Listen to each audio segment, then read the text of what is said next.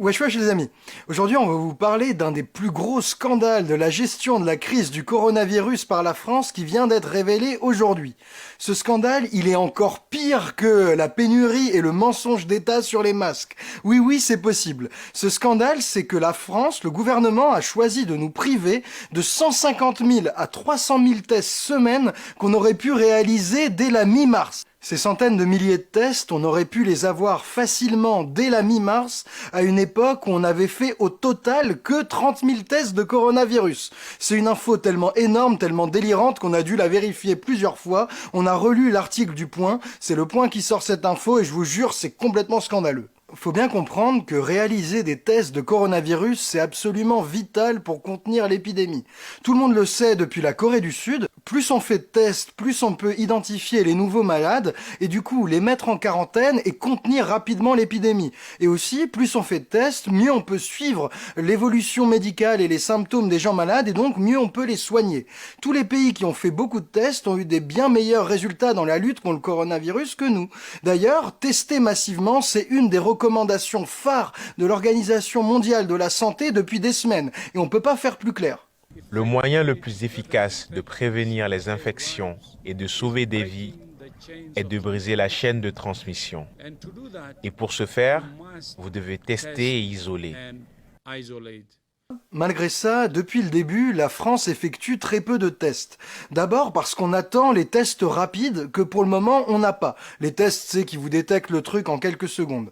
Et en attendant, les tests PCR, c'est les tests qui détectent l'ADN du virus dans votre organisme, eh bien ceux-là on les fait faire par les laboratoires des hôpitaux et ces laboratoires ont très vite été saturés et ont manqué de réactifs.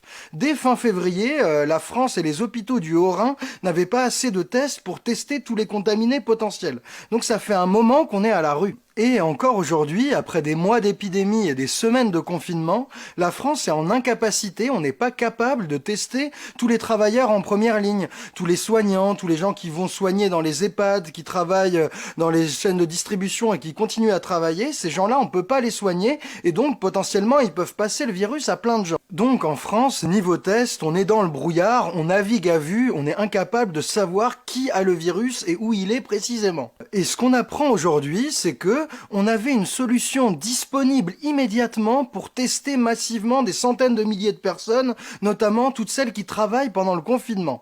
Cette solution, c'est de faire réaliser les tests par les labos vétérinaires. Les labos vétérinaires se sont organisés depuis la mi-mars et depuis cette période, ils supplient Macron de débloquer cette solution et de réaliser tous ces tests. Ces laboratoires, ils s'appellent les laboratoires départementaux d'analyse. Leur job, c'est de faire des analyses de bouffe, de qualité de l'eau, des suivis d'élevage et d'animaux sauvages. Du coup, ils sont équipés pour détecter les virus et ils savent le faire à l'échelle industrielle parce que c'est eux qui vont dans les élevages de canards ou de porcs ou de ce que vous voulez pour aller détecter la grippe aviaire, la grippe porcine et tout ça. Du coup, ces laboratoires ont tout le matériel, tous les produits chimiques, toutes les machines nécessaires pour réaliser des dizaines de milliers de tests par jour. Et ces laboratoires, ils sont partout sur le territoire, ils se sont organisés et ils ont dit à Macron, regardez, nous on a toutes les machines pour faire les tests, on a tous les produits chimiques nécessaires, on a même les kits de prélèvement, on est en capacité de fournir 150 à 300 000 tests par semaine, comme ça, en 3 jours, vous avez qu'à nous dire oui. Et quelle a été la réponse du gouvernement ? Eh bien, ils ont répondu « Écoutez, on ne sait pas, il y a des enjeux réglementaires. En gros, veuillez patienter s'il vous plaît. » Et depuis le 15 mars, walou, toujours aucune nouvelle, ces laboratoires, ils peuvent nous aider, ils font rien. Alors que, dans le même temps, l'Allemagne, la Belgique, l'Espagne ont tous les trois mobilisé les laboratoires vétérinaires pour augmenter leur capacité de test et contenir l'épidémie.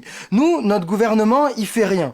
Et honnêtement, il n'y a aucune bonne raison de ne pas le faire. Toute la filière est prête, il y a tout le matériel, il n'y a qu'à dire oui et c'est parti. Incompréhensible. C'est incompréhensible que notre gouvernement qui se dit en guerre, en mode guerrier, n'ait pas pris ces décisions pour protéger la population. Parce qu'imaginez, si depuis la mi-mars on avait testé tous les travailleurs en première et deuxième ligne, tous les livreurs, tous les caissiers et caissières, les policiers, tous ceux qui bossent dans les EHPAD, toutes celles et ceux qui travaillent pendant le confinement, eh bien s'ils avaient été testés, on aurait évité des nouvelles contaminations et on aurait probablement évité des morts. Ces centaines de milliers de tests, le gouvernement, c'est simple, il a choisi de ne pas les faire. Point à la ligne. C'est complètement aberrant, c'est presque plus scandaleux que la pénurie des masques. Parce que là, on ne dépend pas de la production en Chine ou de je sais quel problème de livraison. Toute la filière est prête, tout est prêt, il y a qu'un claquet des doigts et c'est parti en 3 jours. Et ils ne l'ont pas fait, c'est un scandale absolu. Alors il y a déjà des députés et des élus qui montent au créneau, il y a même des élus républicains qui râlent contre le gouvernement,